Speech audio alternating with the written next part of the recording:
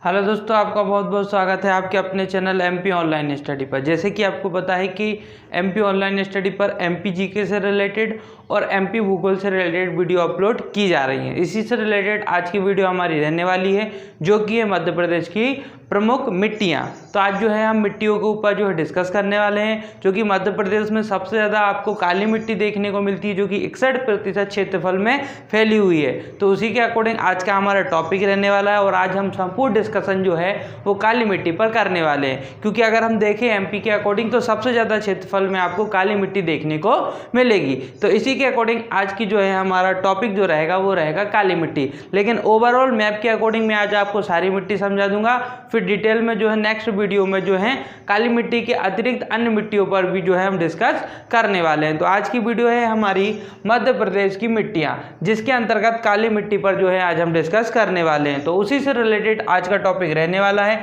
जैसे कि आपने देखा है कि मैंने मैप के अकॉर्डिंग आपको समझाने की कोशिश की है कि इसमें मैप के अकॉर्डिंग अगर आप देखेंगे तो लगभग अगर आपने मैप के अकॉर्डिंग मिट्टियों को पढ़ लिया तो आपका आधा टॉपिक जो है वही क्लियर हो जाएगा। क्योंकि क्षेत्र के आधार पर कई प्रकार के क्वेश्चन पूछे जाते हैं कि किस क्षेत्र में आपको किस प्रकार की मिट्टी देखने को मिलती है। तो अगर आपको मैप पता है तो आप मैप के अकॉर्डिंग क्षेत्र निकाल सकते हैं। तो बात करें मैप के अकॉर्डिंग तो आप देखेंगे ये वाला जो क्षेत्र मैंने आपको बताया है, यहाँ पर आपको निचली और मध्यम काली मिट्टी देखने को मिलेगी। निचली और मध्यम काली मिट्टी देखने को मिलेगी। ये पूरा जो स्टार वाला क्षेत्र मैंने आपको बताया है। बात करें इस क्षेत्र की तो आप देखेंगे मालवा का पठार आपको देखने को मिल रहा है। यहाँ पर आपको नर्मदा घाटी का क्षेत्रफल देखने को मिलेगा।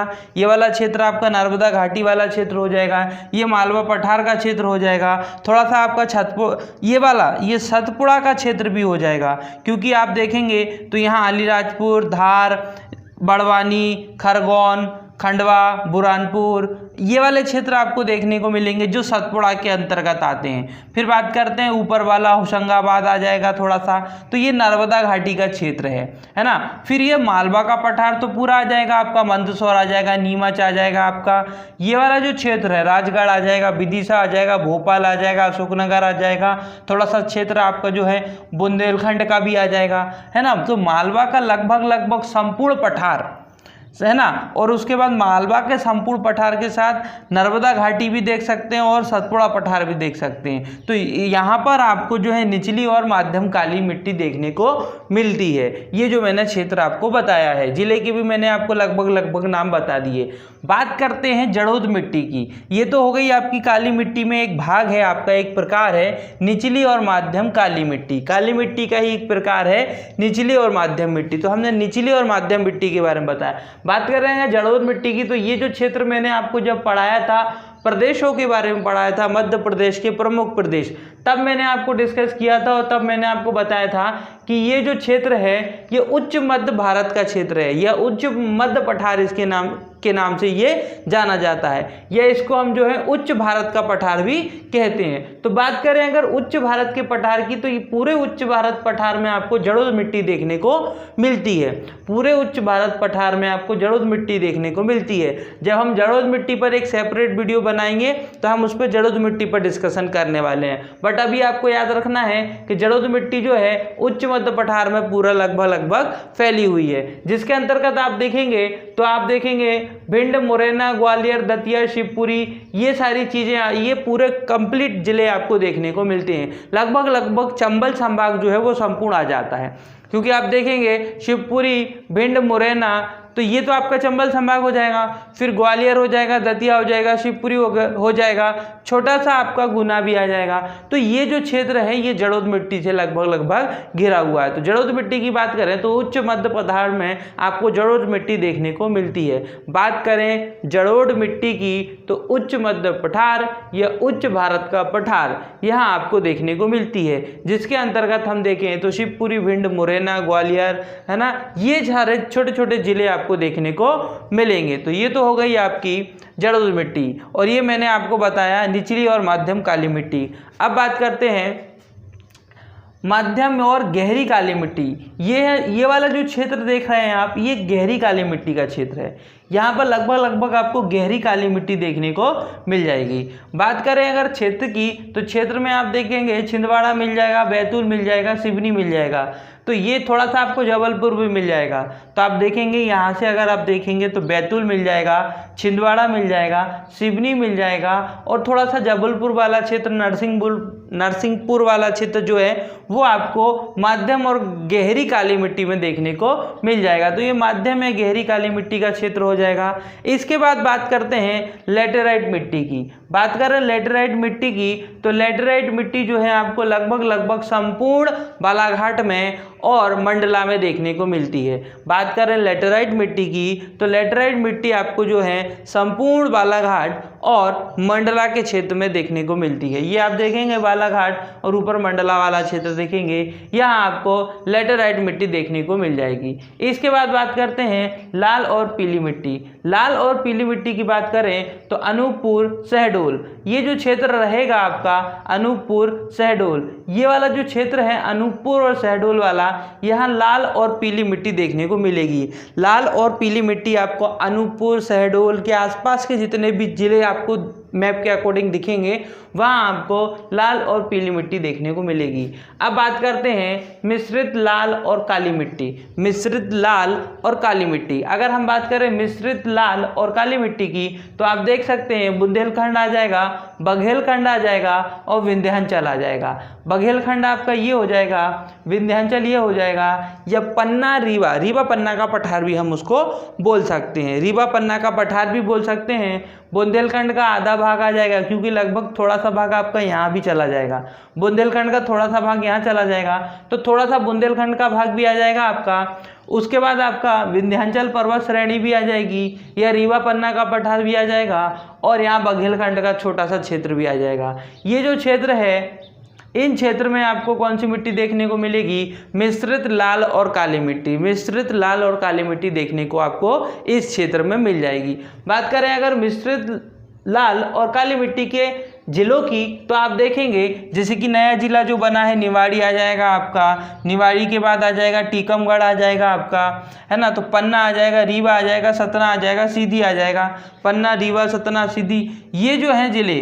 फिर यहाँ पे अगर बात करें तो थोड़ा सा जबलपुर वाला क्षेत्र आ जाएगा, डिंडोरी आ जाएगा आपका, है ना, कटनी आ जाएगा आपका, जबलपुर का थोड़ा सा क्षेत्रफल आपको देखने को मिल जाएगा।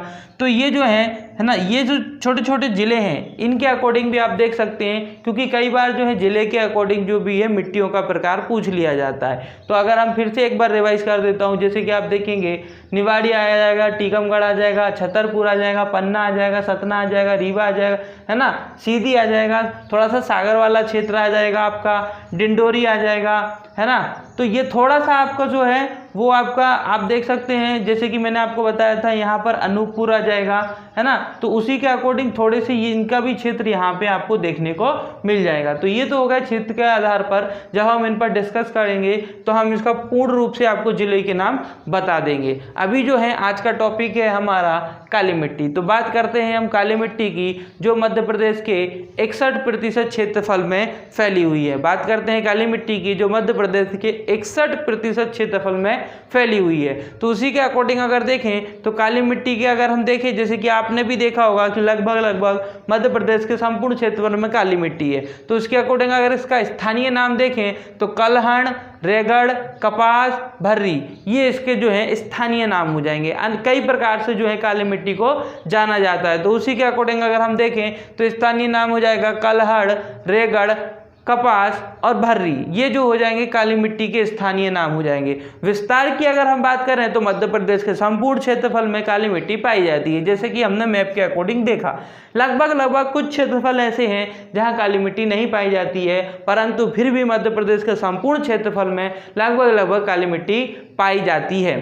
बात करते हैं निर्माण का, तो दक्कन ट्रैप की जो अग्नि चट्टानें हैं, दक्कन ट्रैप की जो अग्नि चट्टानें हैं, उससे जो लावा का निर्माण होता है, उसके पश्चात काली मिट्टी का निर्माण होता है। बात करें काली मिट्टी के निर्माण की, तो जैसे ही ज्वालामुखी विस्फोट होता है जिससे मेग्मा निकलता है ना, जिसको हम लावा बोलते हैं, है ना, जब लावा जो ज्वालामुखी के अंदर होता है, मतलब भूमि के अंदर होता है, तब हम उसको मेग्मा बोलते हैं। परंतु जैसे ही जो है ज्वालामुखी का विस्फोट होता है और ज्वालामुखी के विस्फोट हो जाने के पश्चात जब लावा ज्वालामुखी से बाहर निकलता है और वो लावा जब ठंडा हो जाता है, कई दिनों के पश्चात, कई सालों के पश्चात जब वो लावा जो है वो ठंडा हो जाता है तो वो काली मिट्टी का रूप ले लेता है और काली मिट्टी का निर्माण हो जाता है। बात करें काली मिट्टी की, तो काली मिट्टी का जो है काला रंग जो होता है वो लोहे के कारण होता है और उसमें जो है आप देखेंगे चूने की मात्रा पाई जाती है। तो अगर हम काली मिट्टी के काले रंग की बात करें तो वो लोहे के कारण होता है, और दूसरी अगर हम बात करें तो उसमें चूना उपस्थित होता है। काली मिट्टी में जो है चूना उपस्थित होता है, जिसके कारण काली मिट्टी की जल धारण क्षमता अत्यधिक होती है। बात करें अगर जल धारण क्षमता की, तो आपने देखा होगा कि काली मिट्टी में जो है पानी जो है अत्यधिक सोख लेता है, पानी को जो है अधिक जो है सोख लेता है, ये उसकी क्षमता होती है। इसलिए कहा जाता है कि काली मिट्टी में जल धारण करने की अत्यधिक क्षमता पाई जाती है, जो कि उसमें उपस्थित चूने के कारण होती है। तो याद रखना है कि काली मिट्टी का निर्माण जो है वो दक्कन ट्रैप की आग्नेय चट्टानों के द्वारा होता है। जब दक्कन ट्रैप की आग्नेय चट्टानें फूटती हैं, पिघलती हैं, तो उससे मेग्मा बनता है। वो मेग्मा ज्वालामुखी के विस्फोट के रूप में पृथ्वी पर आता है, पृथ्वी की धरातल पे आता है, जिसे जो है हम लावा कहते हैं। जब यह लावा ठंडा हो जाता है कई सालों के पश्चात, तो वो जो है काली मिट्टी का रूप ले लेता है। मध्य प्रदेश की बात करें या महाराष्ट्र की बात करें, तो महाराष्ट्र में भी आप देखेंगे अधिकांश क्षेत्रफल में आपको काली मिट्टी देखने को मिलेगी, क्योंकि लगभग बात की जाए तो जो है प्राचीन समय में जो है महाराष्ट्र का जो क्षेत्रफल रहा है, महाराष्ट्र का जो क्षेत्र रहा है, वहाँ भी अत्यधिक जो है विस्फोट हुए हैं, लावा विस्फोट हुए हैं, जिसके कारण जो है वहाँ पे भी काली मिट्टी का निर्माण हो गया है। और उसी के फलस्वरूप जो है थोड़ा सा क्षेत्रफल एमपी में भी जो है लावा का देखा गया, जिसके कारण जो है एमपी में भी काली मिट्टी का विस्तार देखा जाता है। तो याद रखना है काली मिट्टी में लोहा होता है, जिसके कारण उसका रंग काला होता है। चूने के कारण जो है जल धारण करने की अत्यधिक उसमें क्षमता पाई जाती है। तो ये तो हो जाएगा आपका मुख्य तत्वों की बात करें तो लोहा और चूना हो जाएगा। निर्माण मैंने आपको बता दिया, दक्कन ट्रैप के आग्नेय चट्टानों के लावा का निर्माण होता है, और फिर वो लावा जब ठंडा हो जाता है तो काली मिट्टी का निर्माण होता है। मुख्य तत्व की बात करें तो लोहा और चूना देखने को मिलेगा। रंग की बात करें तो काला रंग लोहे के कारण होता है और जल धारण क्षमता चूने के कारण होती है। मुख्य फसल की बात करें तो कपास, गन्ना, गेहूं, चना, सोयाबीन। अगर हम बात करें सोयाबीन की, तो सोयाबीन का सर्वाधिक उत्पादन मध्य प्रदेश की सरकार द्वारा किया जाता है या मध्य प्रदेश द्वारा किया जाता है। तो सोयाबीन का सबसे ज़्यादा उत्पादन अगर हम बात करें तो ये किसके द्वारा किया जाता है, ये मध्य प्रदेश द्वारा किया जाता है। बात करें अगर सोयाबीन की, तो सोयाबीन में जो है प्रोटीन की मात्रा अत्यधिक होती है। लगभग 42% प्रोटीन की मात्रा अगर आप देखेंगे तो आपको सोयाबीन में देखने को मिलेगी। बात करें कपास, गन्ना, गेहूं, चना, तो ये जो है फसल जो है काली मिट्टी में अत्यधिक जो है लाभदायी है। काली मिट्टी में इन फसलों को जो है अगर हम लगाते हैं, उगाते हैं, तो अत्यधिक लाभ प्राप्त होता है। खास तौर पे अगर देखेंगे तो कपास मिट्टी के लिए काली मिट्टी अत्यधिक आवश्यक होती है। कपास के लिए अगर हम बात करें तो काली मिट्टी अत्यधिक आवश्यक होती है। इसी की बात करें अगर हम क्षेत्र की, तो मैं आपको क्षेत्र पहले ही बता चुका हूँ कि मालवा का पठार, ये मैंने आपको बताया मालवा का पठार, फिर मैंने आपको बताया निमाड़, तो ये हो गया आपका निमाड़। मैंने आपको पहले भी बताया था पूर्वी निमाड़, पश्चिमी निमाड़, है ना। तो पूर्वी निमाड़ भी मैंने बताया था, पश्चिमी निमाड़ भी बताया था। पूर्वी निमाड़ का मुख्यालय मैंने आपको खंडवा बताया था और पश्चिमी निमाड़ का मुख्यालय मैंने आपको खरगोन बताया था। तो ये 2 पॉइंट भी आपको याद रखना है कि ये हो जाएगा आपका निमाड़। अब बात करते हैं बैतूल, छिंदवाड़ा, सतपुड़ा की जितनी भी पहाड़ियां हैं वहाँ पे भी आपको क्या देखने को मिलेगी, काली मिट्टी देखने को मिलेगी। बैतूल और छिंदवाड़ा, तो ये आपका बैतूल हो जाएगा, है ना, और ये लगभग छिंदवाड़ा, ये बैतूल हो जाएगा, छिंदवाड़ा हो जाएगा, तो है ना। सीधी भी आपको देखने को, सिवनी भी आपको देखने को मिलेगी। तो ये जो है आपके लिए जो है मुख्य क्षेत्र हो जाएंगे काली मिट्टी के। बात करते हैं काली मिट्टी के उप प्रकारों की। अगर हम बात करें काली मिट्टी के अगर हम प्रकारों की बात करें तो काली मिट्टी को जो है 3 प्रकार से हम ओवरली या मैक्सिमम जो है मोटे तौर पर हम इसको 3 भागों में विभाजित कर सकते हैं। वैसे तो अलग अलग तरीके से भी इसको विभाजित किया जा सकता है, लेकिन काली मिट्टी को जो है यहाँ पर हम 3 ही प्रकार से विभाजित करते हैं। बात करते हैं मध्यम या साधारण काली मिट्टी, जैसे कि यहाँ लिखा है साधारण काली मिट्टी, माध्यम या साधारण काली मिट्टी। तो बात करें माध्यम या साधारण काली मिट्टी, जो कि सारी काली मिट्टियों की तुलना में यह गहरी काली मिट्टी है ना, साधारण काली मिट्टी, निचली छिछली काली मिट्टी, इन सारी मिट्टियों की तुलना करें तो इन सारी मिट्टियों में आप देखोगे मध्यम या साधारण काली मिट्टी अत्यधिक क्षेत्रफल में पाई जाती है, जो कि जो है 53%, मध्य प्रदेश के 53% पर अगर आपको कौन सी मिट्टी देखने को मिलेगी तो वो आपको जो है माध्यम या साधारण काली मिट्टी देखने को मिलेगी। जैसे कि यहाँ लिखा है 53% क्षेत्रफल पर आपको कौन सी मिट्टी, माध्यम या साधारण काली मिट्टी देखने को मिलेगी। साथ ही साथ क्षेत्रफल की बात करें तो मालवा का पठार, निमाड़, नर्मदा घाटी के क्षेत्रफल में ये आपको मिट्टी देखने को मिल जाएगी, जो 182 लाख हेक्टेयर भूमि का विस्तार है। ये कितने क्षेत्रफल में फैली हुई है? 182 लाख हेक्टेयर क्षेत्रफल में जो है आपको मध्यम या काली मिट्टी देखने को मिल जाएगी। बात करते हैं दूसरी मिट्टी, जैसे कि आप देख सकते हैं प्रकार में छिछली काली मिट्टी। छिछली काली मिट्टी 7.5% क्षेत्रफल में मध्य प्रदेश में पाई जाती है। कितना पाई जाती है? 7.5 क्षेत्रफल में। अगर हम बात करें मध्य प्रदेश की तो मध्य प्रदेश के 7.5 क्षेत्रफल में 7.5% क्षेत्रफल में आपको छिछली काली मिट्टी देखने को मिलती है। बात करें छिछली काली मिट्टी की तो ये छिंदवाड़ा, सिवनी, बैतूल, सीधी, इस पर जो है आपको देखने को मिलेगा। ये वाला आपको क्षेत्र दिख रहा है, ये वाला जो क्षेत्र दिख रहा है ना आपको, आपका बैतूल हो जाएगा, छिंदवाड़ा हो जाएगा, सिवनी हो जाएगा, है ना, थोड़ा सा मैंने आपको बताया जबलपुर हो जाएगा। यहाँ आपको छिछली काली मिट्टी, जैसे कि काली मिट्टी की बात हो रही ना, तो ये छिछली काली मिट्टी है, तो यहाँ छिछली काली मिट्टी का विस्तार आपको देखने को मिलेगा। तो ये याद रखना, जो 23 लाख हेक्टेयर में विस्तार है, जिसका विस्तार कितना है? 23 लाख हेक्टेयर में जो है इसका विस्तार आपको देखने को मिल जाएगा। बात करें गहरी काली मिट्टी की तो गहरी काली मिट्टी जो आपकी 0.5% में फैली हुई है, नर्मदा घाटी, सतपुड़ा क्षेत्र, दक्षिण मालवा का पठार, ये आपको देखने को मिलेगा। अब गहरी काली मिट्टी का क्षेत्रफल आप कैसे जानेंगे? तो आप ये समझ लीजिए कि जो नर्मदा नदी का जो क्षेत्र है, जो अनूपपुर के अमरकंटक से जो नर्मदा नदी निकलती है, तो नर्मदा नदी का जो क्षेत्र है और नर्मदा नदी की जो बाउंड्री है, उसके आसपास आपको जितनी भी मिट्टी देखने को मिलेगी वो आपको गहरी काली मिट्टी देखने को मिलेगी। नर्मदा नदी का जो क्षेत्रफल है तो उसका जो बाउंड्री है ना, नर्मदा नदी की जो बाउंड्री है, वहाँ पे आपको जो मिट्टी देखने को मिलेगी वो आपको गहरी काली मिट्टी देखने को मिलेगी, है ना। इसलिए इसमें लिखा हुआ है नर्मदा घाटी। अच्छा, सतपुड़ा का क्षेत्र भी देखने को मिलेगा, दक्षिण मालवा का पठार। देखो ये तो मालवा का पठार हो गया, लेकिन बात हो रही है दक्षिण मालवा का पठार। जितना भी मालवा का पठार है उसका दक्षिणी भाग, क्योंकि लगभग मालवा के पठार के दक्षिणी भाग से ही तो नर्मदा नदी निकलती है, तो नर्मदा नदी और मालवा का जो दक्षिणी पठार है वहाँ आपको गहरी काली मिट्टी देखने को मिलती है।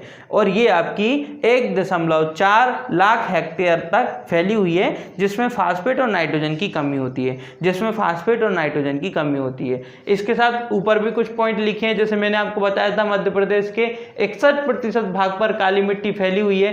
काली मिट्टी का पीएच अगर इम्पोर्टेंट है यहाँ पर 6.3 से 6.4 तक आपको याद रखना है। पीएच मान जो होता है काली मिट्टी का तो वो आप 6.3 से 6.4 तक याद रख सकते हैं, जो कि काली मिट्टी का क्या होता है?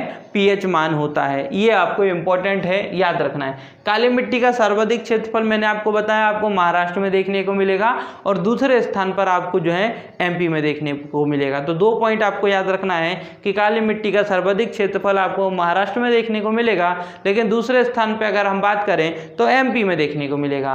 तो ये जो था ओवरऑल हमारे काली मिट्टी से रिलेटेड आज का टॉपिक रहा है। नेक्स्ट वीडियो जो रहेगी वो अन्य जो मिट्टियां रही हैं, जैसे कि हमारी काली, जैसे कि जड़ोद मिट्टी हो गई, तो इस पर डिस्कशन करेंगे। तो आज का वीडियो कैसा लगा हो? वीडियो अच्छा हो तो वीडियो को लाइक करें, हमारे चैनल को सब्सक्राइब करें, और जितना हो सकता है हमारी वीडियो के आपके फ्रेंड सर्कल तक सर्कुलेट करें। ओके दोस्तों, thank you, thanks for watching.